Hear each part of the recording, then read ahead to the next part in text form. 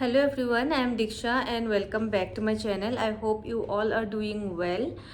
तो आज के वीडियो में मैं आप लोगों के साथ शेयर करने वाली हूँ my journey of qualifying CSIR net. CSIR net qualify करना हम सब स्टूडेंट्स के लिए एक ड्रीम की तरह है and fortunately my dream came true with continuous effort. बहुत ज़्यादा हार्ड वर्क करना पड़ा एंड कंसिस्टेंसी भी बहुत ज़्यादा मेंटेन करना पड़ा because it was not easy for me, क्योंकि मैं एक जॉब कर रही थी जो था 9 to 5 kind of a job and it was more than a 9 to 5 kind of a job, क्योंकि कभी भी मुझे जॉब पे जाना पड़ता था। बहुत ज़्यादा हार्ड वर्क था एंड मैनेजर का प्रेशर, काम का प्रेशर, बहुत ज़्यादा प्रेशर था एंड उसी बीच मेरा जो है शादी भी हो गई थी, तो इसीलिए सब कुछ मेंटेन करना एंड उसके बाद प्रिपरेशन कंटिन्यू रखना, प्रिपरेशन को स्टेबल रखना was a bit difficult task for me.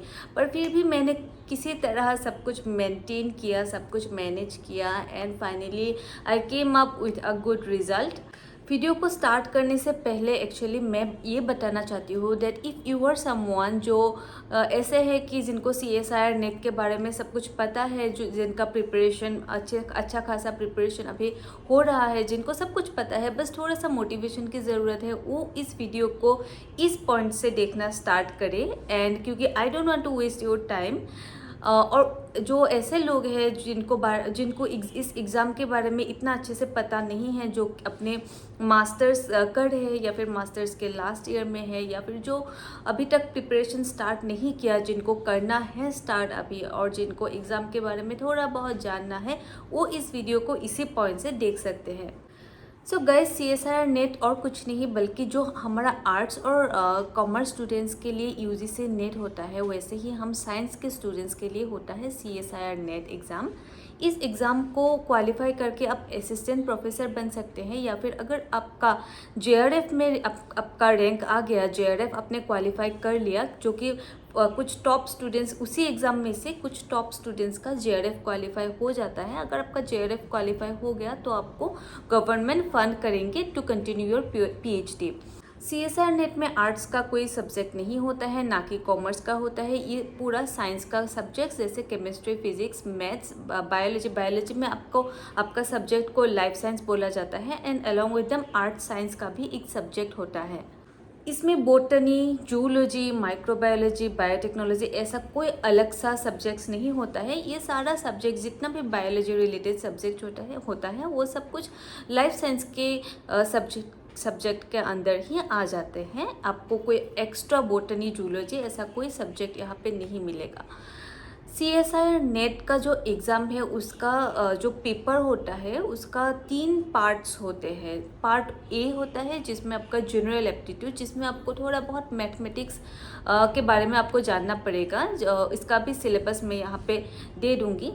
Part A को आपको अलग से पास नहीं करना है, सारा इंक्लूडेड होता है मार्क्स आपको part A, part B, part C अलग से क्वालिफाई नहीं करना पड़ता है। That's a good point, because sometimes ऐसा होता है कि हम लाइफ साइंस के स्टूडेंट्स को थोड़ा बहुत पार्ट A वाले क्वेश्चंस में प्रॉब्लम आती है, because those are a little bit tricky maths, जिसमें आपको अपना दिमाग बहुत ज़्यादा चलाना पड़ेगा। इतना ईजी काइंड ऑफ मैथ्स और नहीं है, जो क्वेश्चंस इतने आसान नहीं है, थोड़ा सा ट्रिकी होता है। And because this is a national level exam, it is a CSIR net, it's not a easy job.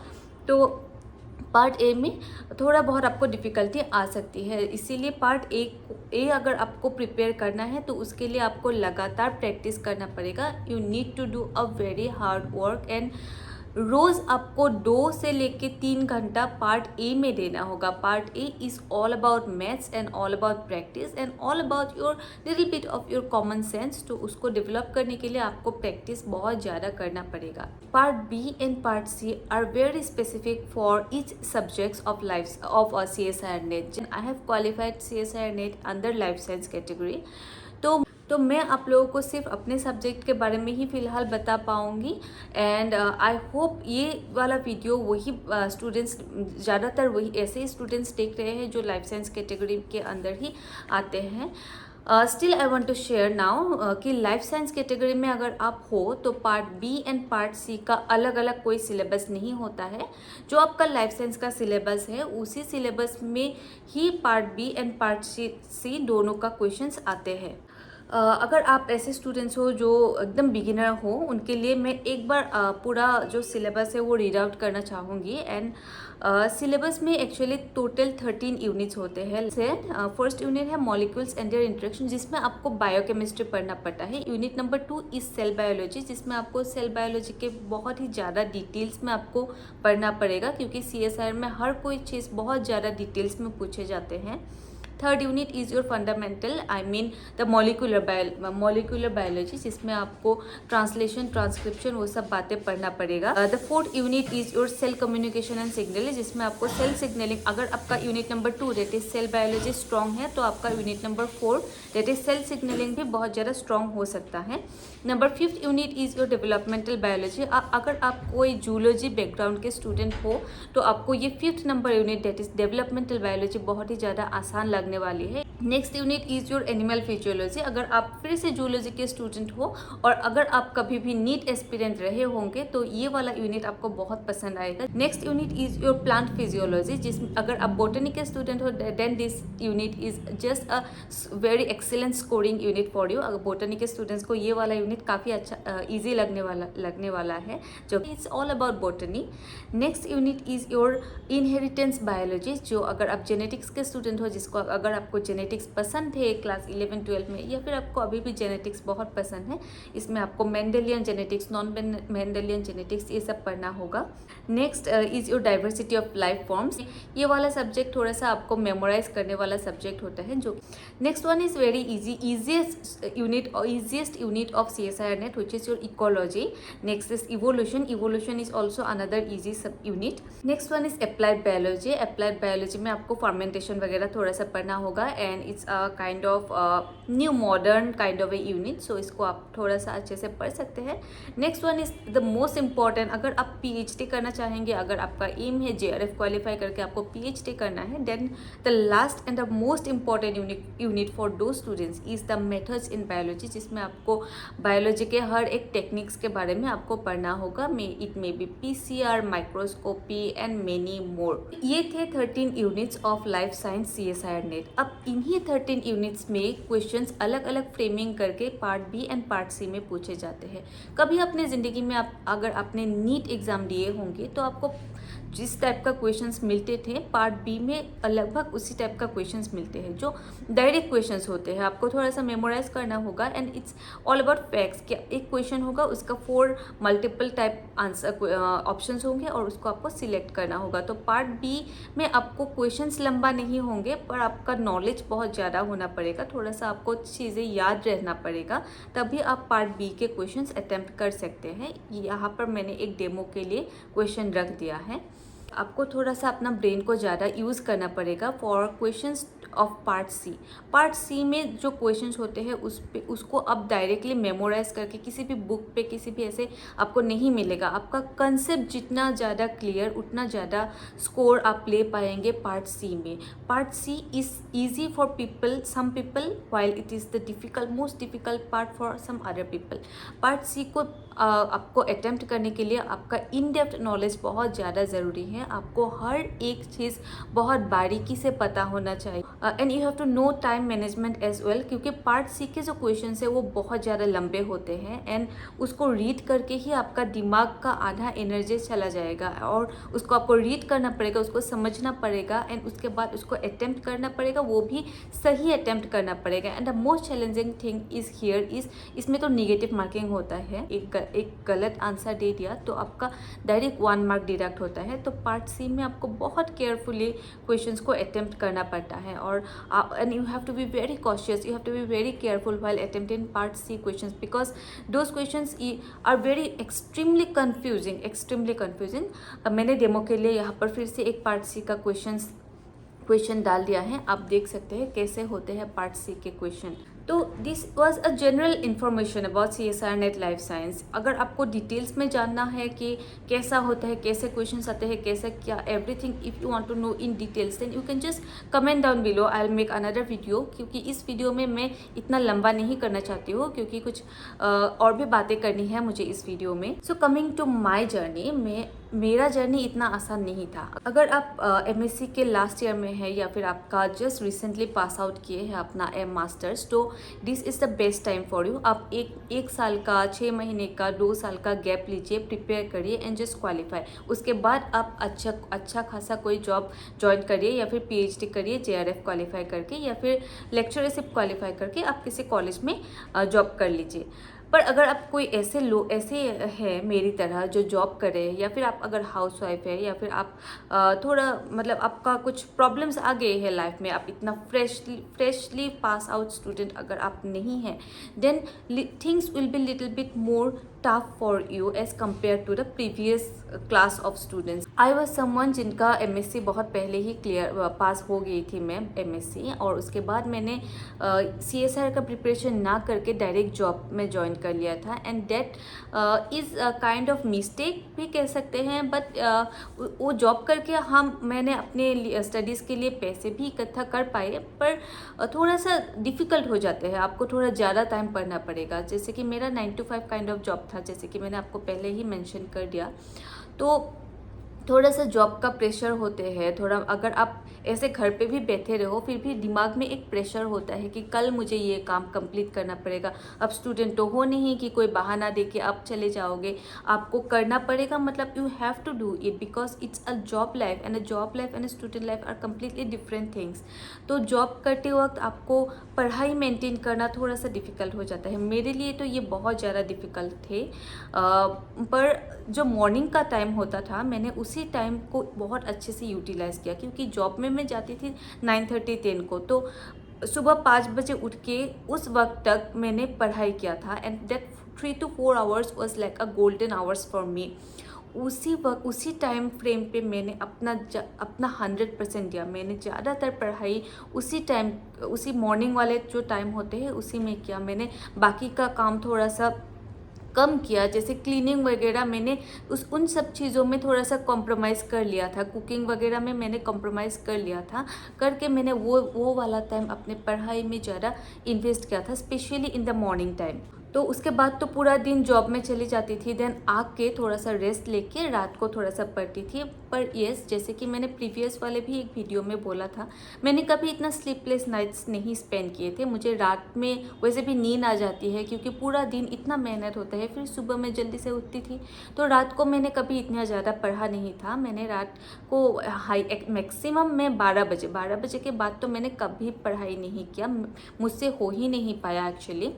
तो वो नहीं करती थी मैं, 12 बजे से पहले ही सो जाती थी, एंड देन 5 बजे उठ के फिर 5:36 से मैं पूरा अच्छे से पढ़ती थी, देन जॉब में चली जाती थी। तो दैट वाज माय रूटीन। कहाँ से पढ़ती थी, वो एक अगर इम्पॉर्टेंट क्वेश्चन है आप लोगों के लिए, तो मैं यूट्यूब से तो बहुत ज़्यादा पढ़ती थी। यूट्यूब में कुछ स्पेसिफिक चैनल्स थे, जैसे कि हो गया टीचिंग पाठशाला। पाठशाला was the best platform for me. Teaching पाठशाला नाम का एक यूट्यूब चैनल जिससे मैंने पढ़ा था, मैंने अपना तैयारी वही से ज़्यादातर किया था। अपार्ट फ्रॉम दैट सोमोस बायोलॉजी करके जो यूट्यूब चैनल है उसी से भी मैंने पढ़ाई की थी। अपार्ट फ्रॉम दैट मैंने अन अकेडमी से भी पढ़ा था। मैंने अन अकेडमी से मैंने उसका ऐप भी था मेरे मोबाइल पे, ऐप वगैरह डाउनलोड करके उसी से भी मैंने पढ़ा था। तो those were the digital platforms from where I use to study. Apart from that Pathfinder का बुक्स थे मेरे पास, तो मैंने वो भी पढ़ लिया था। एंड प्रैक्टिस किया था थोड़ा क्वेश्चंस, तो प्रैक्टिस के लिए एक अलग सा मेरे पास बुक था, प्रैक्टिस का ही एक्स्ट्रा एक बुक, जिसमें सिर्फ क्वेश्चंस ही थे, प्रीवियस ईयर क्वेश्चंस। तो वो प्रीवियस ईयर क्वेश्चंस मैंने प्रैक्टिस किए थे उस बुक से। तो वो था मेरा पढ़ने का स्ट्रेटेजी। और स्टैंडर्ड बुक्स मैंने वाटसन पढ़ा था, जो मॉलिक्यूलर बायोलॉजी के लिए मैंने वाटसन पढ़ा था, और बायोकेमिस्ट्री के लिए मैंने लेनिंजर करके एक बुक पढ़ा था, एंड प्लांट फिजियोलॉजी के लिए टेज एंड जैगर करके एक बुक होता है, वो मैंने पढ़ा था। अपार्ट फ्रॉम दैट बाकी का जितना भी पोर्शन है वो मैंने डिजिटल, मतलब यूट्यूब हो या फिर अन अकेडमी के ऐप से ही मैंने पढ़ाई की थी। देन और एक इम्पॉर्टेंट बात यह मैं ऐड करना चाहूँगी, नॉट जस्ट जॉब, मेरी शादी भी हो गई थी during my preparation phase. And after my marriage it was little bit hard for me to adjust everything, क्योंकि new family, new culture, everything I had to adjust. ये बात मैं इसीलिए शेयर कर रही हूँ क्योंकि आप में से कोई ऐसा हो सकते हैं जिनकी अभी रिसेंटली शादी हो गई हो, या फिर कुछ वक्त पहले ही शादी हो गई हो, and you don't know how to study after getting married. तो अगर आपकी भी ऐसी प्रॉब्लम है कि आपको आपकी शादी हो गई है and you want to still continue your preparation, then use the morning time. वो वाला टाइम यूज़ करिए जिसमें फैमिली मेम्बर्स अभी जगह नहीं है, आपका काम स्टार्ट नहीं हुआ है, तो वो मॉर्निंग वाला टाइम आप पूरा यूटिलाइज़ करिए, आपका हो जाएगा। एंड रात को सब लोग जब सो जाएंगे उसके बाद का थोड़ा सा टाइम रहेगा ना, तो उसमें आप पढ़ाई कंटिन्यू कर सकते हैं। एंड आप हेडफोन लगा के, ईयरफोन लगा के कभी भी आप यूट्यूब से पढ़ सकते हैं। तो दोज आर सम टेक्निक्स कि आप कैसे क्वालिफाई कर सकते हैं। This is a kind of small motivation which I want to give to you कि कभी भी हिम्मत मत हारिए, मतलब नेवर गिव अप। आपने एक बार ट्राई किया, आप फेल हो गए, सेकेंड बार ट्राई किया, आप फेल हो गए, third time, fourth time you can fail, but आप फेल हो गए and if you give up तो आपने जितना भी मेहनत किया था, आपने 1 साल 2 साल में पढ़ाई जितना भी किया था वो तो सारा बेकार गया ना। तो आपने क्यों अपना टाइम इन्वेस्ट करके उस 1 साल 2 साल में आपने पढ़ाई किया था? अगर आपको गिव अप ही करना है, उससे गिव अप करने से पहले ऐसे सोचिए कि मैंने एक बार में तो कुछ पढ़ा होगा, 1 साल तो ऐसे ही नहीं गया, 1 साल में तो आपने कुछ पढ़ा होगा डेफिनेटली। तो वो वाला पढ़ाई आप मतलब ऐसे ही बेकार मत जाने दीजिए। तो आप कभी भी गिव अप मत करिए, देते रहिए जब तक आपका क्वालिफाई ना हो, तब तक आप एग्ज़ाम अपेयर करते रहिए।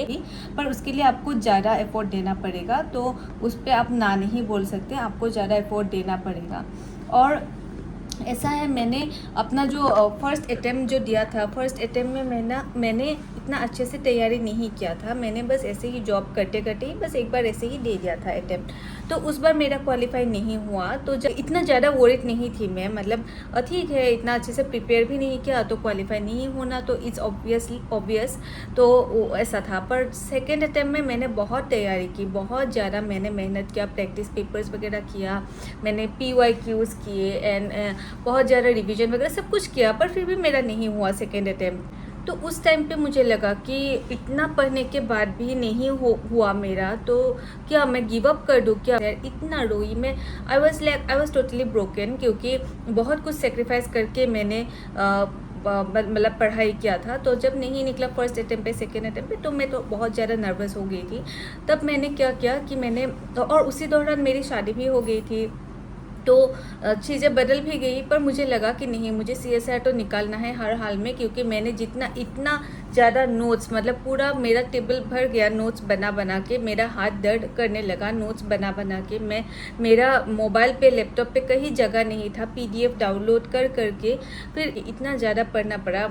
एंड मॉर्निंग उठ के पढ़ती थी। मुझे लगा कि क्या मैं बस 2 अटेम्प्ट दे के क्या छोड़ दूँ? नहीं, मुझे फिर से एक और अटेम्प्ट दे के देखना है कि इस बार मेरा निकलेगा कि नहीं। ठीक है, इस बार भी अगर नहीं निकला फिर भी मुझे देना है। से मैंने शादी हो गई, शादी के 2 महीने बाद मेरा एग्ज़ाम था, तो मैंने अपना एग्ज़ाम दे दिया अच्छे से, बहुत अच्छे से। मेरा हस्बैंड ऑब्वियसली बहुत ज़्यादा सपोर्टिव था। CSR के कुछ ही दिन पहले मेरा जो नॉर्थ ईस्ट स्लेट का एग्ज़ाम था वो भी था, तो दोनों एग्ज़ाम के लिए ऑलमोस्ट सेम ही पढ़ाई होती है। तो मैंने दे दिया दोनों exam and fortunately you won't believe, मेरा दोनों का दोनों एग्ज़ाम क्लियर हो गया। नो मैटर व्हाट, अगर आप सक्सेसफुल हो गए ना, फिर आपको कोई कुछ नहीं बोलेगा। अब मेरे घर वाले कुछ नहीं बोलते, कोई मुझे कुछ नहीं बोलते हैं, क्योंकि मैंने एट लास्ट कर दिखाया, वही मैटर करता है। और कभी भी आपको अगर आलसीपन या फिर आपको पढ़ाई करने का मन नहीं किया, आपको अगर आलसीपन का एहसास हुआ, तो बस एक ही चीज़ याद रखिए कि कुछ ही दिनों का मेहनत है, उसके बाद ज़िंदगी भर का सुकून है। बस वही बात याद रखिए। जब भी आपको पढ़ने का मन नहीं करे तो आप बस यही याद रखिए कि बस 1-2 साल की मेहनत है, 6 महीने का मेहनत है, 1 साल का मेहनत है, उसके बाद तो ज़िंदगी भर आराम ही आराम है। पढ़ना तो नहीं पड़ेगा, अभी बहुत ज़्यादा मेहनत करिए, उसके बाद जो हैप्पीनेस आपको मिलेगा ना, वो हैप्पीनेस मैनिफेस्ट करिए, बहुत ज़्यादा मैनिफेस्ट करिए। ऐसा निगेटिविटी से मतलब अपने आप को सराउंड मत करिए, हमेशा मैनिफेस्ट करिए, पॉजिटिव मैनिफेस्टेशन करिए कि मुझे मिल गया, मुझे मिलने के बाद मैं ऐसे पार्टी कर रही हूँ, सब लोग मुझे कंग्रेचुलेशन बोल रहे हैं। आप ऐसे मैनिफेस्ट करेंगे तो सारा चीज़ें अपने आप होना स्टार्ट हो जाएगा। तो ये था एक छोटा सा मेरा वीडियो जिसमें मैंने सब कुछ थोड़ा थोड़ा करके शेयर किया है। आपको किसी भी पॉइंट का अगर डिटेल कुछ जानना है तो आप मुझे कमेंट डाउन करिए, आपको ये जानना है वो जानना है, तो मैं आपको और भी अच्छे से और भी डिटेल करके वीडियो बना के मैं अपलोड कर दूँगी। पर फिलहाल के लिए मैं इतना ही शेयर करना चाहती हूँ। I am extremely thankful to God क्योंकि गॉड को मैं हमेशा ट्रस्ट करती थी, गॉड को मैं हमेशा प्रे करती थी एंड गॉड ने मुझे, भगवान जी ने मुझे बहुत ज़्यादा हेल्प किया। मेरे फैमिली भी बहुत ज़्यादा सपोर्टिंग है, मेरे हस्बैंड बहुत ज़्यादा सपोर्टिंग है, तो सभी लोगों ने मिलके मेरी इतना हेल्प किया and finally I have qualified CSIR ने, जो कि जिसके लिए मैं पूरा 2 साल से पूरी लगन से, पूरी मेहनत से मैंने प्रिपरेशन किया था and I am extremely thankful and so मैं आप लोगों के साथ ये वीडियो शेयर करना चाहिए। अगर आपको और भी कुछ जानना है तो please comment down and all the best to all of you. I hope आप लोग भी क्वालिफाई करें और आप लोग भी अपना ड्रीम पूरा करें। Bye guys, this was it, hope to see you soon. Comment down below आपको जो भी जानना है and if you like my video then please subscribe to my channel. Bye guys, take care.